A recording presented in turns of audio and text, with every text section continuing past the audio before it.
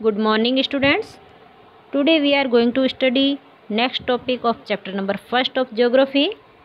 Today our topic is natural environment. What is natural environment? Land, water, air, plants and animals comprise the natural environment. Means natural environment में क्या क्या include है? Land, water, air, plants and animals, ये सारी चीज़ें, ये सारे क्या किस में इंक्लूड है? नेचुरल एनवायरनमेंट में. You are familiar with the meaning of lithosphere, hydrosphere, atmosphere and biosphere from your previous class. Let us learn some more facts about these domains. Students, we have already discussed about the domains of the earth in previous class. 6th class में हमने अर्थ के जो domains थे, lithosphere, hydrosphere, atmosphere and biosphere के बारे में हम discuss कर चुके हैं, स्टडी कर चुके हैं. Let us learn some more fact about these domains. अब हम इन्हीं डोमेन्स के बारे में डिटेल से, थोड़ा और डिटेल से फैक्ट जानेंगे कि इनके क्या मीनिंग होती है और इनमें क्या क्या इंक्लूड होता है. First, lithosphere. Lithosphere is the solid crust और the hard top layer of the earth. Lithosphere क्या है? क्रस्ट की जो हार्ड टॉप लेयर है, मीन्स क्रस्ट का वह पार्ट जहाँ पे सॉलिड, जो सॉलिड पार्ट है, जहाँ सॉलिड पार्ट पाया जाता है, वो क्या कहलाता है? लिथोस्फीयर. मीन्स हार्ड जो सरफेस होता है क्रस्ट का, जिसपे सारे कॉन्टिनेंट्स एंड ओशियंस जिस पे स्टेबल है, वो सारा क्रस्ट का पार्ट क्या कहलाता है? Lithosphere. It is made up of rocks and minerals and covered by the thin layer of the soil. Lithosphere जो है, क्रस्ट का जो पार्ट है लिथोस्फीयर, वो किससे बना हुआ है? Made up of rocks and minerals, rocks और मिनरल्स से बना हुआ है. And covered by a thin layer of the soils, और इसका जो ऊपर वाला भाग है वो किससे ढका हुआ है? सोइल से. मीन्स ये सोइल से, ऊपर से मिट्टी से ढका हुआ है. It is an irregular surface with various land forms such as mountains, plateau, plains, valleys etcetera. हम ये पढ़ चुके हैं कि लिथोस्फीयर जो है, या फिर हमारे अर्थ के जो सरफेस है, वो इरेगुलर है. इरेगुलर मीन्स इक्वल नहीं है, ये असमान है. इस पे कहीं तो लैंड फॉर्म, फिर डिफरेंट टाइप के इसके ऊपर लैंड फॉर्म्स है, कहीं इस पे माउंटेन्स हैं, कहीं प्लेटू है, कहीं प्लेन्स है, कहीं वैली है एंड अदर लैंड फॉर्म्स इस पे पाए जाते हैं. Are formed over the continents and also on the ocean floors. और हमारा लिथोस्फीयर कॉन्टिनेंट्स के नीचे जो भी लेयर होती है वो भी लिथोस्फीयर होती है, and on the ocean floor. Oceans floor means ocean जिसके ऊपर टिके हुए जो समुद्र के मैदान होते हैं, वो भी क्या होते हैं? लिथोस्फीयर का पार्ट होते हैं. Means lithosphere means solid crust और the hard top layer of the earth का क्रस्ट का solid part. Lithosphere is the domain that provide us forest, grassland for grazing, land for agriculture and human settlements. It is also a source of minerals wealth. Lithosphere ही वो domain है जो हमें क्या provide करवाता है? Forest, grassland for grazing, घास के, पशुओं को चराने के लिए घास के मैदान, लैंड फॉर एग्रीकल्चर, कृषि के लिए भूमि, एंड ह्यूमन सेटलमेंट्स, जो लोग बसते हैं, लोगों की जो बस्तियां हैं, वो भी लिथोस्फीयर प्रोवाइड करवाता है. It is also a source of mineral wealth. जितने भी मिनरल्स हैं, जितने भी खनिज पदार्थ हैं, वो हम सारे कहाँ से मिलते हैं? लिथोस्फीयर से. Second domain of the earth is hydrosphere. कौन सा है? Hydrosphere. The domain of water is referred to as hydrosphere. वह अर्थ का डोमेन जो वाटर को रेफर करता है, जहाँ जहाँ वाटर है, वो सारा डोमेन का, अर्थ का डोमेन क्या कहलाता है?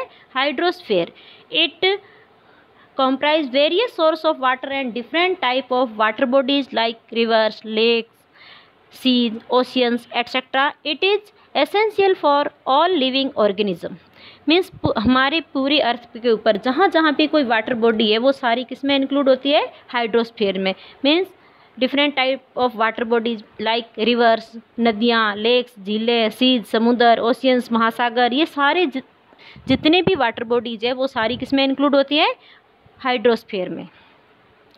और ये किसके लिए? लिविंग ऑर्गेनिज्म, जो भी जीवित प्राणी है, उन सब के लिए क्या जरूरी होता है?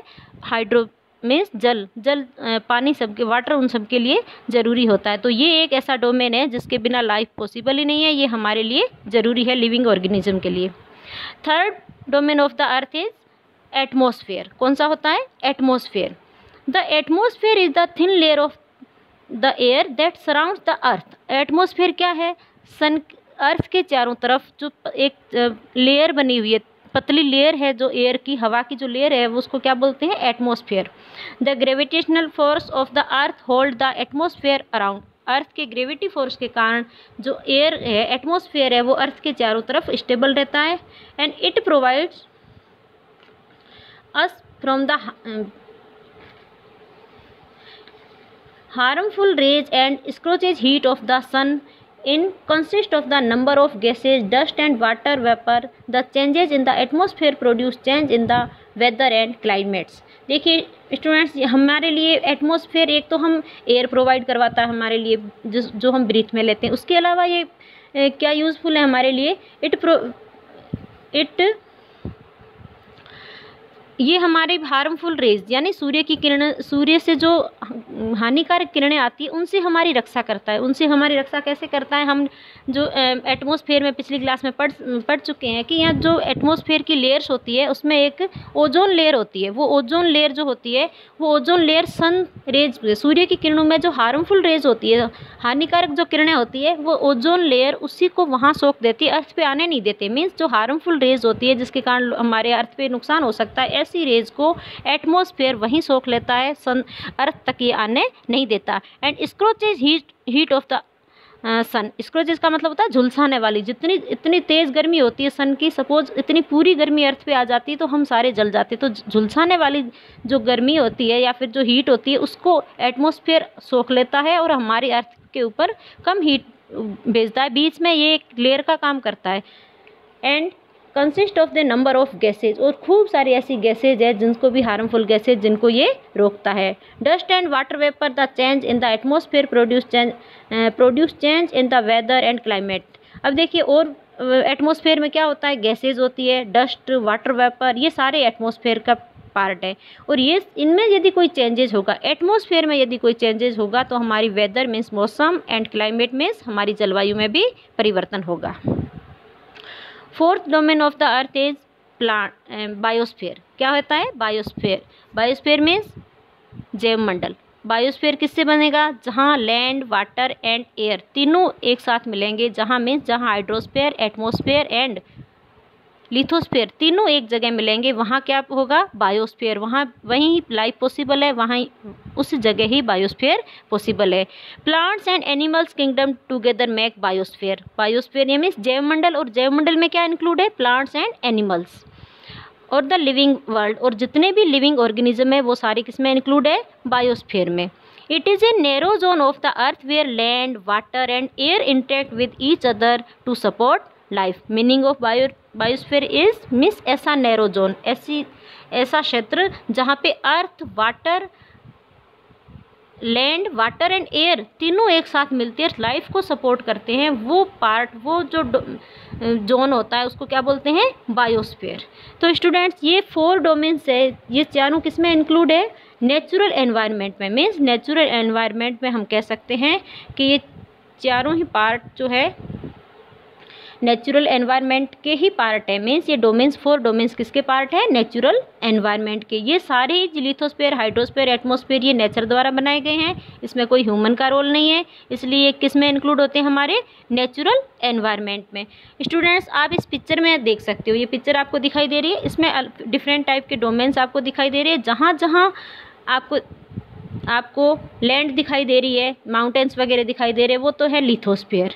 और जहाँ भी आपको वाटर दिखाई दे रहा है, वाटर बॉडीज जहाँ है वो सारे क्या है, हाइड्रोस्फीयर। और लिथोस्फीयर के ऊपर स्पेस की तरफ जो भी है, जो एयर का पार्ट है, वो क्या है, एटमॉस्फेयर। और जब ये तीनों चीज़ें मिलेगी वहाँ पे क्या पॉसिबल है, बायोस्फीयर। ओके स्टूडेंट्स, ये तो था हमारा नेचुरल एनवायरनमेंट के बारे में। Next topic we will discuss in next video. Till then, thanks.